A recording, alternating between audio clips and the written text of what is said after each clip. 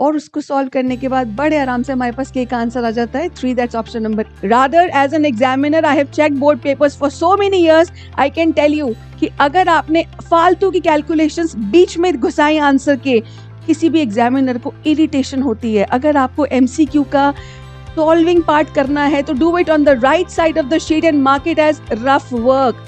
Simple question है, मैंने पहले भी कहा है, अगर आता है तो फॉरवर्ड कर दो, नहीं आता तो ध्यान से सुनो. वैल्यूज को सब्स्टिट्यूट किया, बड़े आराम से हमारा आंसर आ जाता है -32. That's option number. हम अगर an का एक्सप्रेशन देखें तो है 5n - 7. इसको हम जल्दी से देखते हैं. a1 निकाला और a2 निकाला. a1 निकाला तो आ गया 5 × 1 - 7. तो डेफिनेटली ये रीजन तो एक गलत स्टेटमेंट है. बड़े आराम से. So a is true and r is false, makes option number c as the correct answer.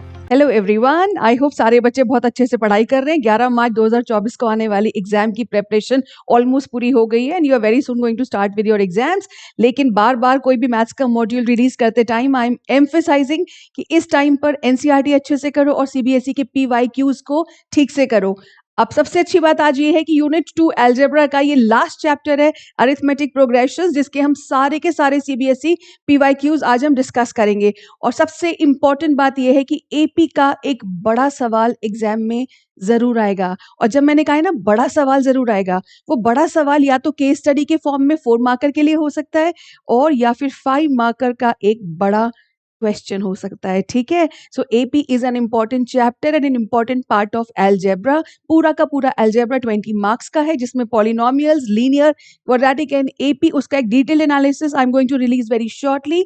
But अभी के लिए एपी के कुछ अच्छे सवाल, एक बड़ा सवाल 5 मार्कर के लिए और 4 मार्कर के लिए. सो हमारे पास बहुत सारे क्वेश्चंस हैं 5 मार्कर्स के लिए भी और 4 मार्कर की केस स्टडी के लिए भी. So AP is a very very important chapter from unit 2 algebra class 10th mathematics syllabus for the upcoming board examination on 11th March 24. Okay, तो हम स्टार्ट करते हैं. एपी का एमसीक्यू से स्टार्ट करेंगे. बहुत आसान, 2-3 मार्कर्स. 2 मार्कर्स का है नहीं कोई last year, so 3 markers and then move on to 5 markers and the most important case study question. So here we go with the very easy first MCQ.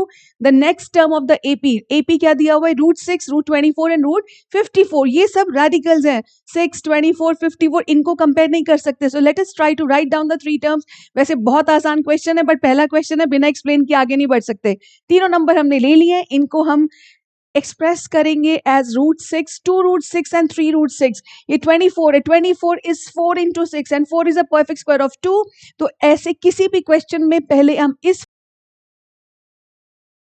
And then उसको देखेंगे कि ये कैसा हमारा एपी है. राइट, ये है first term √6 and then √7, √6 से 2 √6 देन 3 √6. डेफिनेटली कॉमन डिफरेंस हमारा होता है √6. अगर ये 3 √6 है तो नेक्स्ट टर्म डेफिनेटली क्या होनी चाहिए? 4 √6. और 4 √6 मतलब इस 4 को अंदर जाना पड़ेगा. 4 को अंदर ले जाने के लिए हमें 16 से 6 को मल्टीप्लाई करना पड़ेगा and the correct answer would be √96. Question 1 समझ आ गया है. तो एग्जैक्टली सेम तरीके से क्वेश्चन 2 को खत्म करते हैं. √7, √28 एंड √63. तीनों के तीनों क्वेश्चंस में हम √7 को देखें तो all other should be expressible in terms of √7. 28 is 4 × 7, so इसका आंसर हो जाएगा 2 √7 and the next one 3 √7. First term आ गई हमारी √7 and common difference is also going to be √7. तो अगर कॉमन डिफरेंस भी √7 है तो 3 √7 के बाद तो डेफिनेटली 4 √7 ही आएगा. और 4 √7 क्या है? 4 √7 मतलब 16 × 7, that gives me option D 112 under root as the correct option. बहुत आसान क्वेश्चन थे, एनसीईआरटी में भी हैं इस तरह के बहुत सारे क्वेश्चन ना. ये एक टिपिकल टाइप ऑफ एमसीक्यू है जो अक्सर आता है. 3 terms, I'm not even reading the terms, k + 2, 4k - 6 and are 3 consecutive terms of an AP. Relation क्या होता है? कंसेक्यूटिव टर्म्स अगर हम मान ले कोई भी 3 टर्म्स की, कौन सी हमको दी हुई है? पहली दी है k + 2, then 4k - 6 and 3k - 2. इन तीनों को अगर हम A1, A2, A3 के फॉर्मेट में लिख ले तो gap between them is the same, मतलब डिफरेंस कॉमन होना चाहिए.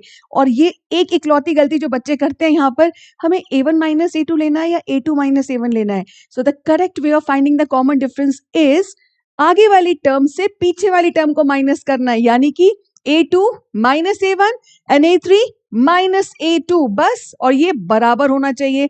तो इसी बेसिस के ऊपर हम अपनी इक्वेशन बनाएंगे। a2 minus a1 n equal to a3 minus e2, यानी इनके बीच का डिफरेंस कॉमन है, तभी इसका नाम है कॉमन डिफरेंस। बस वैल्यूज को सब्स्टिट्यूट कर दो, एक इक्वेशन बन गई k में, उसको सॉल्व किया हमने, और उसको सॉल्व करने के बाद बड़े आराम से हमारे पास के का आंसर आ जाता है 3। That's option number A. हर जगह यही टेक्निक हम यूज करेंगे। Question number 4 now. Again 3 terms are in the AP. 3 terms AP हैं, तो पहले उनको नोट कर लेते हैं, a1 a2 a3 मार्क कर लेते हैं, और p का वैल्यू निकालने के लिए एक इक्वेशन बनाना पड़ेगा p में। उसके लिए हम क्या करेंगे, वही relationship a2 minus a1 should be equal to a3 minus a2। इसको हमने लिखा, वैल्यूज को सब्स्टिट्यूट किया, इक्वेशन बन गई p में। फर्दर सिंप्लीफाई किया तो हमारे पास p का वैल्यू आ गया 0। हैरान होने की जरूरत नहीं है। अगर लग रहा है p इक्वल टू 0, वैसे ऑप्शन में करेक्ट आंसर है हमारे पास 0, स्टिल एक बार वेरीफाई कर लेते हैं। अगर p यहाँ पर 0 है तो पहला टर्म हमारा बन जाएगा -1। -1, 1 एंड 3। अगर हम देखें -1, 1 एंड 3, ये तो बड़े आराम से एपी में है, एंड कॉमन डिफरेंस इसका आ जाएगा 2। ये सब करने की जरूरत नहीं है, लेट्स बी श्योर दैट हमारा आंसर बिल्कुल ठीक है। आगे चलते हैं क्वेश्चन नंबर 5। इफ, अब ये बिल्कुल उनके जैसा लग रहा है लेकिन थोड़ा सा डिफरेंट है, सो ध्यान से देखो इस क्वेश्चन को। If A B C form an AP with common difference D, okay, then the value of a minus 2b minus c is equal to, यानी कि हमारे पास 3 टर्म्स है इसके अंदर, a1 a2 a3, और वैल्यूज क्या दी हुई है, a b c। ओके, इस बार हमें वैल्यूज दी हुई है a b और c, और इनका कॉमन डिफरेंस भी बताया हुआ है कि it's common difference is d।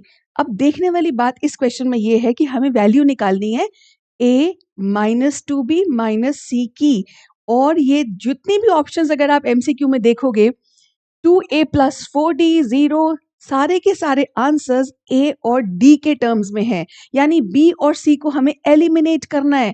Eliminate कैसे करेंगे, b can be written as a plus d and c can be written as a plus 2d। बस अब वो एक्सप्रेशन ले लेते हैं। कौन सा एक्सप्रेशन हमें दिया हुआ है यहाँ पर इस क्वेश्चन के अंदर, that this value a minus 2b minus c is to be found, तो हमने उसको लिख लिया, a minus 2b minus c को लिखा, a का वैल्यू तो a ही है, 2b, b की वैल्यू हमने a प्लस डी बनाई है, और c की वैल्यू है a प्लस 2d। सिर्फ सब्स्टिट्यूट किया, उसको सिंप्लीफाई किया, सॉल्व किया, बड़े आराम से हमारे पास ऑप्शन आ जाता है -2a minus 4d। That's option number C and the correct answer. ठीक है, तो हर बार जरूरी नहीं है वही रिलेशन काम आएगा। अगर हमने ये देखा है कि ऑप्शंस को a और d में एक्सप्रेस करना है, तो a और d में एक्सप्रेस करने के लिए सारी टर्म्स को हमने a और d में कन्वर्ट किया और फिर सिंप्लीफाई किया। ठीक है, नेक्स्ट क्वेश्चन, 2 APs। ये बहुत इंटरेस्टिंग क्वेश्चन है, इसके लिए कोई कैलकुलेशन की वैसे जरूरत होती नहीं है, but since I am explaining it, अगर आपको आता है तो फॉरवर्ड कर देना, अगर नहीं आता है तो इसको ध्यान से सुन लो। 2 APs have the same common difference, the first term of one of these, यानी कि 2 APs हैं इस क्वेश्चन के अंदर। ठीक है, तो पहली वाली AP का पहला टर्म है हमारा a1, जो हमने ले लिया -1।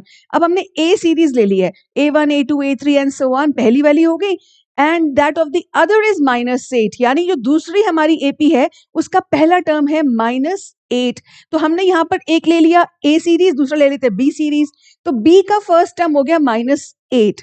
अब उन्होंने पूछा है then the difference between their fourth terms is, हमें ये निकालना है कि इनके फोर्थ टर्म्स के बीच में डिफरेंस कितना है।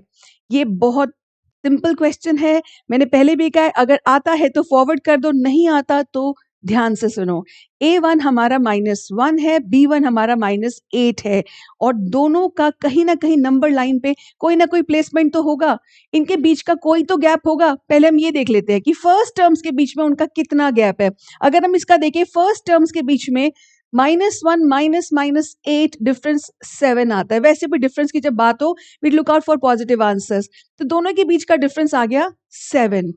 अब अगर कॉमन डिफरेंस सेम है, कॉमन डिफरेंस सेम का मतलब अगर यहाँ पर एक d को ऐड कर दिया जाए तो मेरे पास a2 आ जाएगा, और वही सेम वैल्यू अगर यहाँ ऐड कर दी जाए तो मेरे पास b2 आ जाएगा।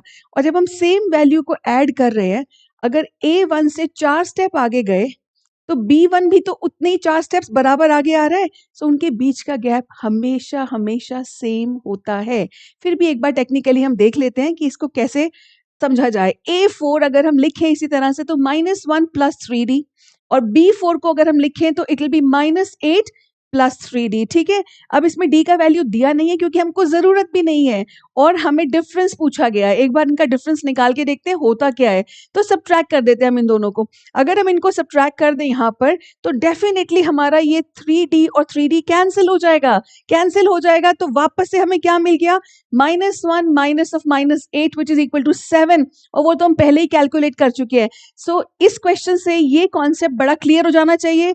अगर दो एपीज हैं जो अलग अलग वैल्यूज पे स्टार्ट हो रही हैं, यानी कि उनकी फर्स्ट टर्म्स अलग अलग है लेकिन कॉमन डिफरेंस सेम है, तो चाहे वो फोर्थ टर्म हो, चाहे वो फिफ्थ टर्म हो, या फिर वो nth टर्म हो, उनका डिफरेंस हमेशा कांस्टेंट रहता है। So the correct answer is option number C, that's 7। ये तो देखते ही कर लेना चाहिए था, ये सिर्फ मैंने समझाने के लिए एक्सप्लेन किया है। एग्जाम में एमसीक्यूज में एक भी वर्किंग दिखाने की जरूरत नहीं होती। Rather as an examiner I have check board papers for so many years, I can tell you कि अगर आपने फालतू की कैलकुलेशंस बीच में घुसाई आंसर के, किसी भी एग्जामिनर को इरिटेशन होती है। अगर आपको एमसीक्यू का सॉल्विंग पार्ट करना है तो do it on the right side of the sheet and mark it as rough work.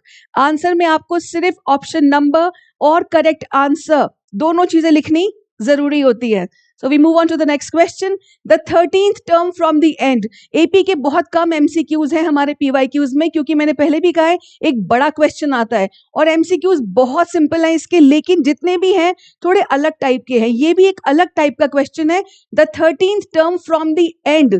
From the end मतलब कुछ बच्चे मैंने देखा AP को रिवर्स कर देते हैं, एंड से शुरू कर देते हैं एपी को, तो फर्स्ट टर्म हो जाता है -148। उसमें कभी दिक्कत नहीं होती है, सिर्फ दिक्कत आती है कॉमन डिफरेंस के साइन में। तो प्लीज एक फॉर्मूला याद कर लेते हैं। अगर हम कॉमन डिफरेंस डी लेके चलते हैं तो जब हम आगे बढ़ रहे हैं तो हम उस कॉमन डिफरेंस को ऐड करते हैं, जब हम वापस आएंगे तो हम उसको सब्ट्रैक्ट कर देंगे। तो जो हमारा फॉर्मूला ए एन के लिए होता है a प्लस n-1d, अगर हम वापस आ रहे हैं तो लास्ट टर्म से हमारा फॉर्मूला हो जाता है the last term that is ln। Okay, वहां से हम स्टार्ट करते हैं, उसका formula l minus n-1d।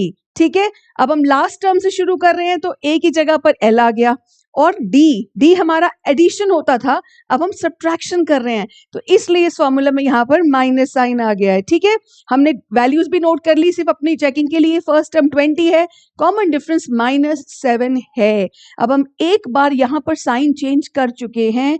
Please, ये सबसे कॉमन एरर है बच्चों का।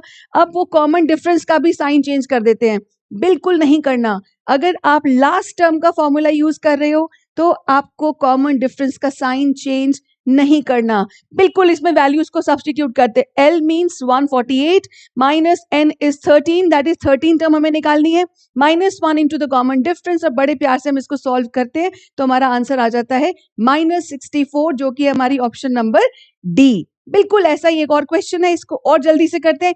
11th term from the end, the first term is 10, the common difference. अच्छा, कुछ बच्चों को कॉमन डिफरेंस में भी कंफ्यूजन होती है, माइनस होगा प्लस होगा, और आता भी होता है तो भी एग्जाम में गलती हो जाती है। तो उसका साइन डिसाइड करने से पहले एक छोटा सा चीज चेक कर लिया करो, क्या हमारे नंबर्स इंक्रीज हो रहे हैं या डिक्रीज हो रहे हैं। अगर इंक्रीज हो रहे हैं तो common difference will always be positive, अगर कम हो रहा है तो value will be always negative. यहाँ पर 10, 7, 4, तो डी इज डेफिनेटली -3। बहुत आसान चीज है, बट जस्ट एक क्विक रिविजन जरूरी होता है।